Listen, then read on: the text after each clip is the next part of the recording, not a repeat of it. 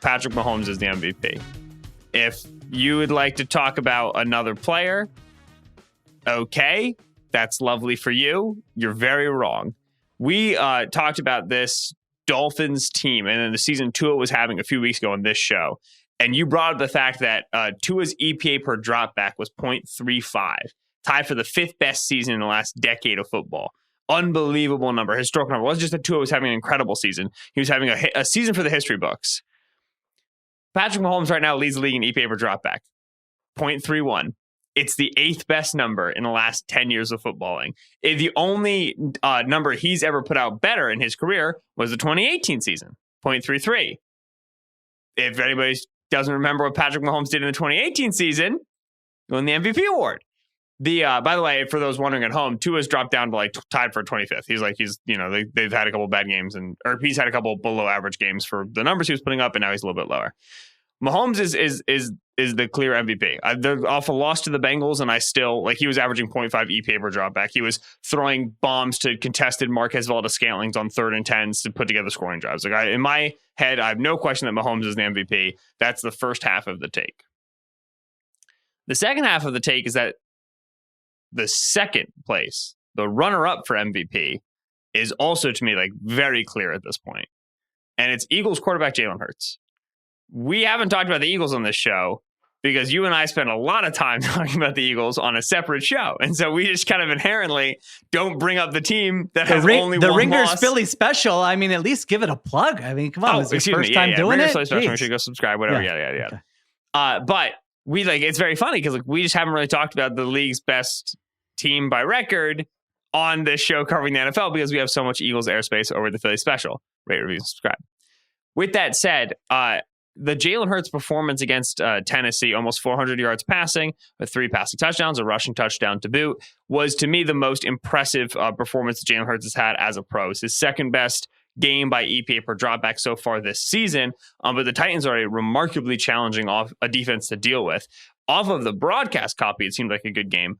On the All-22 film, they were throwing a lot at him. They were rotating coverages and dropping players and playing different shells, and they were bringing blitzes in the second half. And so many things that have given Jalen Hurts trouble over the last several weeks, over the last year, over his entire pro career, throwing over the middle of the field, post-snap processing, managing a murky pocket, not creating his own pressure, accuracy over the middle of the field. Everything that Hurts has had different times have been different issues from him against different defenses. The blitz and identifying and getting rid of the ball in time, none of it was an issue against the Tennessee Titans. This after a game in which Hurts showed hey, you know what Justin Fields has been doing? You know how Fields is running the entire Bears offense with my legs? I could also do that if I needed to. We don't need to do that over here. We're 11-1. We got A.J. Brown, Devontae Smith, and Miles Sanders, and Dallas Goedert, and we got this really good offensive line. We're great.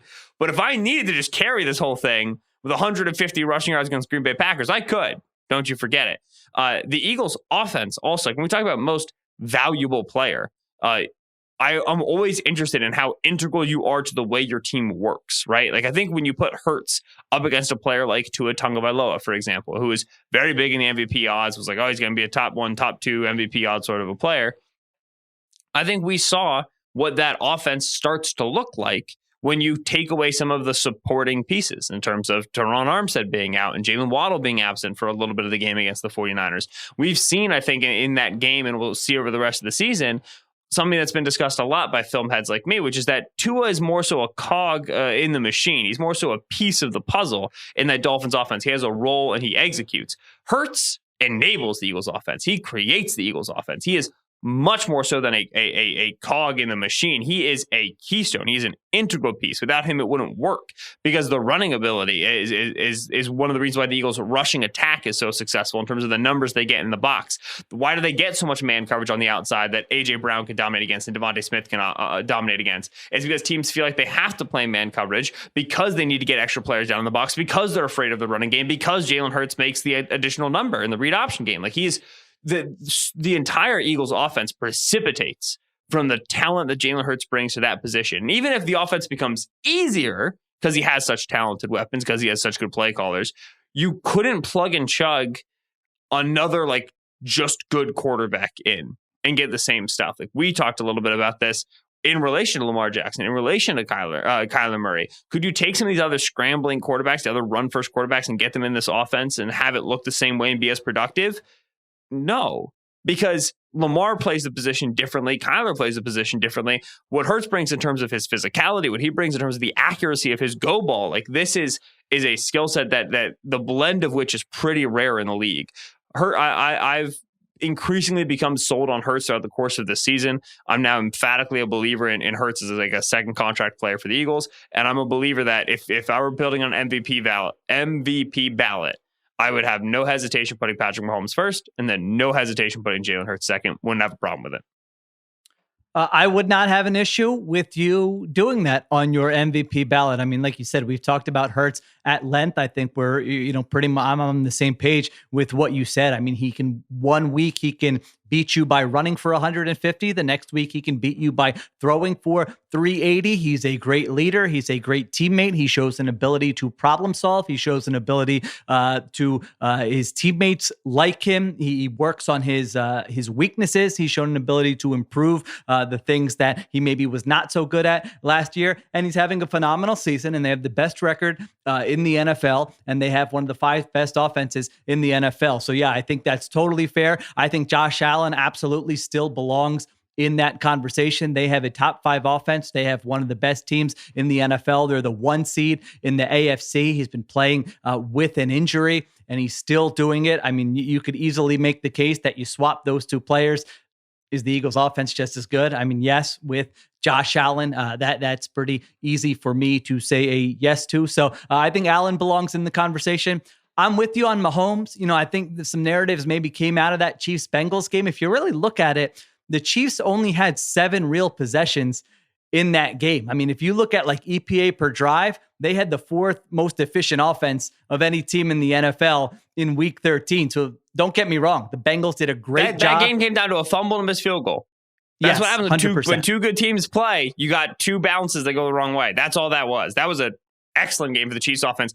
The Chiefs running game works. This is like if the Chiefs are good in the postseason and like run through the AFC postseason with a good running game, everybody's gonna be like, when did this happen? Like against the Bengals when nobody was watching because they lost. Like this running game now works. They're such a complete team offensively. Yeah, their offense there should be no takeaways from. I mean, the Bengals did a great job in high leverage situations, and they make it tough on quarterbacks, and so they absolutely deserve credit for that. But if you're come out of that game thinking, the Chiefs have an issue offensively, that's just completely wrong and not how I see it. So I think that's fair how you said it. I mean, if you want to throw Joe Burrow in there for rounding out a top 5, as I think voters are going to get to do this year, he would certainly be in there for me. And I don't even know who my 5th would be. I mean, you could talk me into like a Tyreek Hill as the 5th option, depending on how the rest of that Dolphins I'd put season Hill go. in before I put Tua in, just in terms of the function they serve for that offense.